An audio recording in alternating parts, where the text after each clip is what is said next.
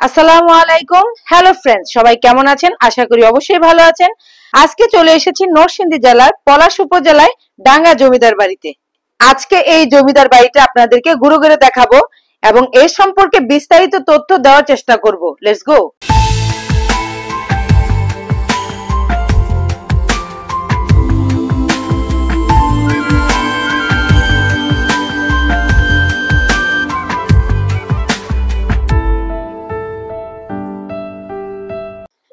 আপনারা যারা ঢাকা থেকে আসতে চান তারা গুলিস্তান থেকে নরসিংদী মেঘালয় বাসে উঠবেন এবং পাঁচদোনার মোড়ে এসে নেমে যাবেন। পাঁচদোনা মোড় থেকে 5 কিলোমিটার পশ্চিমে ডাঙ্গা বাজার। এখানে আসতে অটো ভাড়া লাগবে 20 টাকা। ডাঙ্গা বাজার থেকে বিবাটেকে জমিদার বাড়িতে আসতে লাগবে আরো 20 টাকা।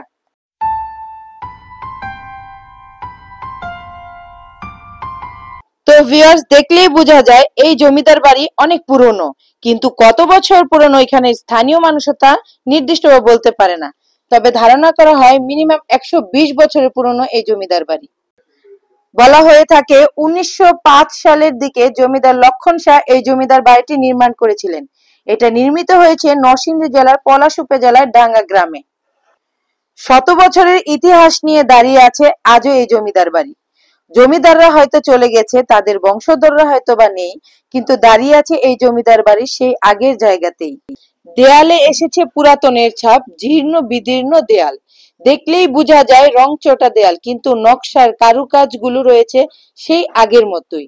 সবাই চলে গেছে তাকে ফেলে রেখে, কিন্তু সে তো যেতে পারেনি। রীতিমতো একটা ভূতুড়ে বাড়ির মতো পরিণত হয়েছে এই জমিদার বাড়ি।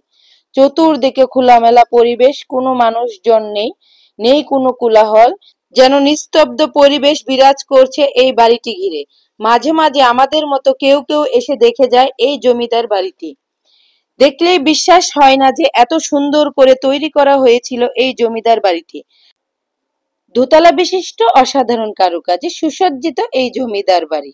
তবে এই জমিদার বাড়িটি কিন্তু অসাধারণ। আমি বাড়ির পিছন পাশটাকে ঘুরে দেখলাম। পিছনের পাশটা রয়েছে বিশাল বড় একটি জায়গা। পিছনের দিকে দেয়ালটাও অনেক পুরাতন হয়ে গেছে। দরজাগুলো ভাঙাচোরা। এই দরজা দিয়ে দোতলায় উঠার সিঁড়ি রয়েছে।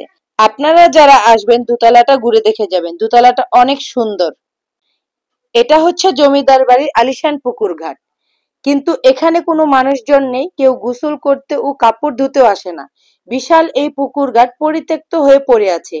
এটার মধ্যে বসত করছে লক্ষ লক্ষ কচুরিপানা, এই প্রান্ত থেকে ও প্রান্ত পর্যন্ত। তো বসার মতো সুন্দর প্লেস রয়েছে। এখানে বসে বাতাস খাওয়া যাবে এবং গল্পও করা যাবে। এর পাশেই দেখতে পেলাম মন্দিরের মতো একটা কিছু দেখা যাচ্ছে। এটাতে কি উপাসনা করা বা পূজা করা হতো? কি করা হতো আমি জানি না। আশেপাশের লোকজনও কিছু বলতে পারেনি। তবে ধারণা করা যায় এখানে পূজা করা হতো। যেহেতু জমিদার লক্ষণ শাহ ছিলেন একজন সনাতন ধর্মের লোক, তিনি হয়তো এটাকে মন্দির হিসেবে ব্যবহার করতেন। তো এরপরে যেটা চোখে পড়লো সেটা হচ্ছে এই পুরাতন বাড়িটা, যেটা জমিদার বাড়ির পাশেই ছিল। ইচ্ছে হলো এই বাড়িটা ঘুরে ঘুরে দেখি। জমিদার বাড়ির মতো এই বাড়িটাও শত বছরের পুরানো, হয়তোবা একসাথেই তৈরি করা হয়েছিল। ভালো লাগলো এই জমিদার বাড়িটা ঘুরে দেখলাম।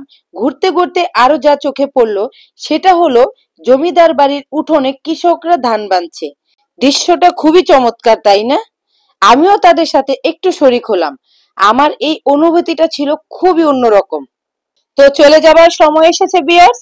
যাবার আগে আরো কিছু কথা বলে যাই জমিদার বাড়ি সম্পর্কে। সব চলে গেছে, সবাই হারিয়ে গেছে, কিন্তু তার নকশাগুলো এখনো যেন জীবন্ত হয়ে আছে।